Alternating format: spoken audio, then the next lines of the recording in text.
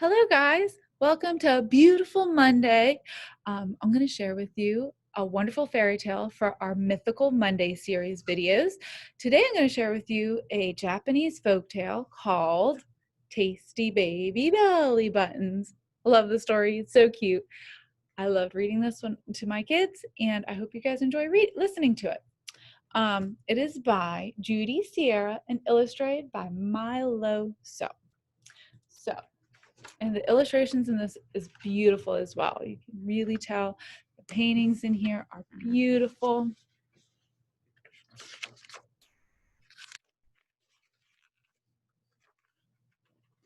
Tasty baby belly buttons.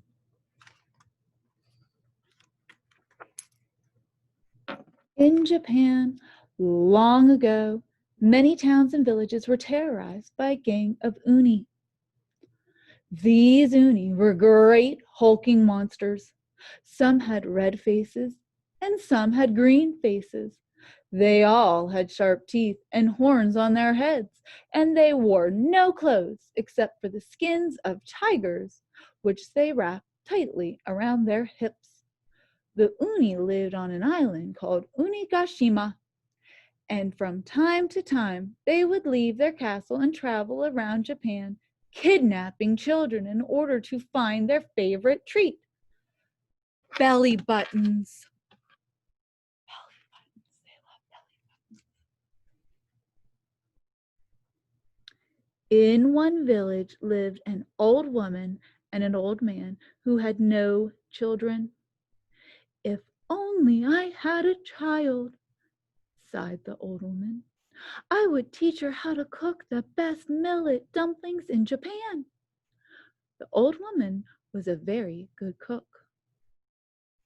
If only I had a child, said the old man.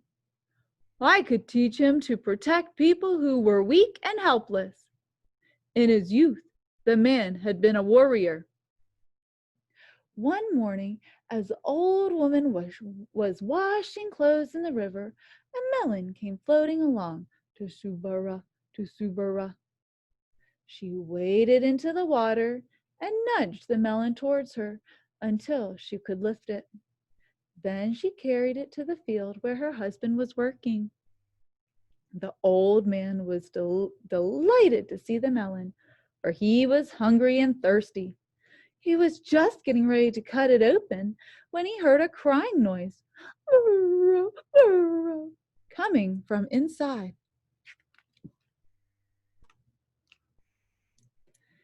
He and his wife pulled the melon open with their hands, and in the center they beheld a tiny, perfect baby girl. They named her Oriko Hime, Melon Princess.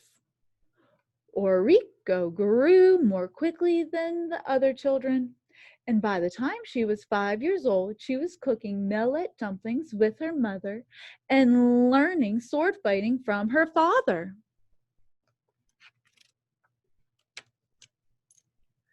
One day, everyone in the village heard an awful sound. A troop of uni came tromping into town. Zushin, Zushin. They grabbed all the little babies they could find, put them in their cart, and no one dared to stop them because they were so big and so strong. As they wheeled the cart away, they shouted, belly buttons, tasty baby belly buttons.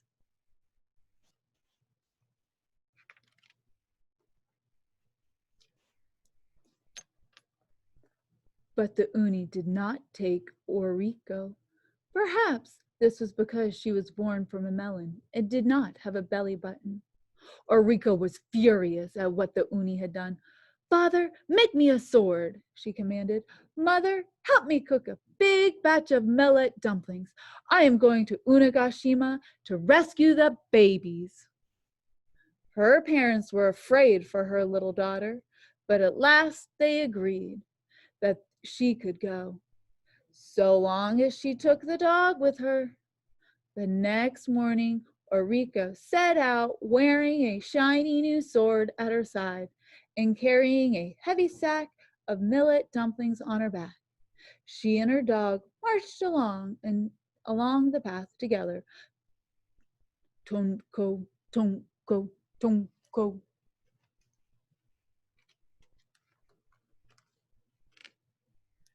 Suddenly, they heard a terrific whirring sound. A pheasant flew down and blocked their way. Ken, Ken, Ken, Ken! I smell mullet dumplings. We are going on our way to Unagashima to rescue the babies, said Orico, and we could use a brave companion. If you will join us, we will share our dumplings with you. She tossed a dumpling to the bird, who swallowed it in one gulp. Yes, said the pheasant, I will join you. And so Orico and the dog and the pheasant marched along the path. Tun-dun-go, tun-tung-go. They entered a dark forest. A monkey swung down from the trees and blocked their way, showing his sharp teeth and chattering. Kaya, kaya, kaya. I smell millet dumplings. We are on our way to Unagashima to rescue the baby, said Orico. If you will come with us, we will share our millet dumplings with you. She tossed a dumpling to the monkey, and he ate it greedily. Wonderful, he cried. This millet dumpling makes me feel stronger than 10 monkeys. Let's go.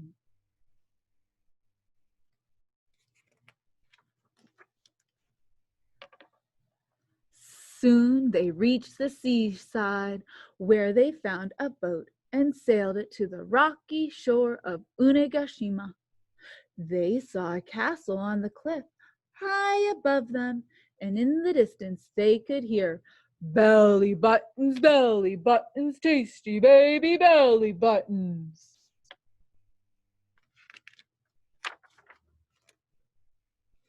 The 4 companions followed a steep path to the top of the cliff. They walked boldly up to the castle gate and knocked. The door creaked open, and they looked up at the hairy knees, the huge belly, the green face, and the sharp horns of the chief Uni. But the girl and the dog and the pheasant and the monkey were so small that the chief Uni did not see them at all. Quickly they ran beside his legs and were inside the castle.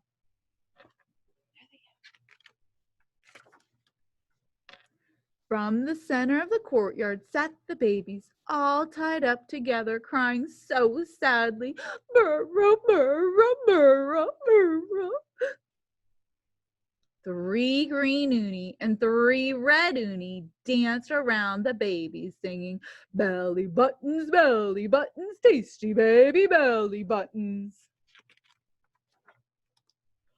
I command you to give the babies to us, shouted Orico. The uni stopped dancing. Who dares speak to us in such an insulting way? Shouted the chief uni. Is there an invisible spirit in our castle? The uni ran around the courtyard, looked everywhere. When at last they saw Orico and her minuscule companions, they laughed until their stomachs shook and tears ran down their faces. We're taking the babies back where they belong, Orico told them, and if you try to stop us, you'll be sorry.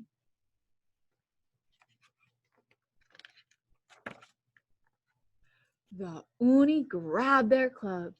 We will crush you like ants, they roared. Charge, my fearless fighters, cried Orico, and she rushed to guard the babies. The dog raced around the uni's feet and nipped their toes, and when they tried to bash him with their clubs, they smashed their own feet instead. The monkey climbed up on the Uni's leg and bit their knees. And when they tried to knock them off, they smacked their own kneecaps instead. The pheasant flew around and around the Uni's head and dived at their eyes. And when the Uni tried to brush her away with their clubs, they bopped each other on the head and fell to the ground. Oh my goodness.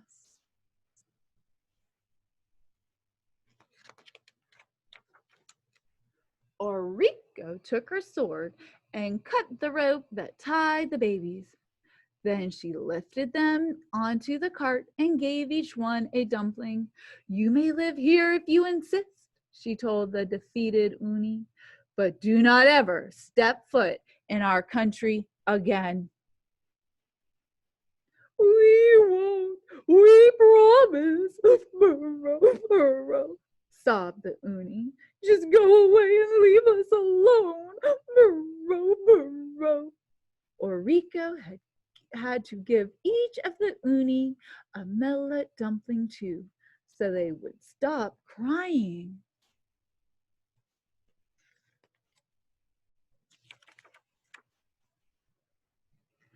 The monkey and the pheasant searched the castle and found many bags of gold and other treasure that the Uni had stolen, and they placed them on the cart in between the babies. Then the four companions guided the cart down the shore. They crossed the ocean and hurried to Orico's village. Soon the babies were in the arms of their happy parents. Orico gave the bags of gold and treasure to her own mother and father.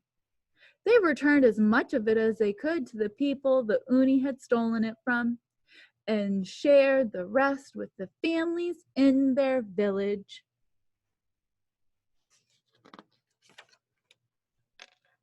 The monkey and the pheasant and the dog stayed with Orico and in her house, and in the evenings they would sit by the fire and munch millet dumplings and tell and retell the story of their adventure in Unagashima. The end. I'll show you the beautiful picture in the back of the beautiful landscape in Japan.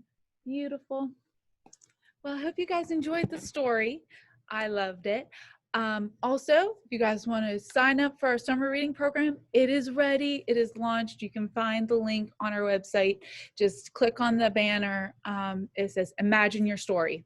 So click on that, or if you go to our kids section, it'll tell, there's another link on there as well. So, and our virtual program secret code is Fairy Tale. All right, you guys have a wonderful Monday, and I will see you again soon. Bye.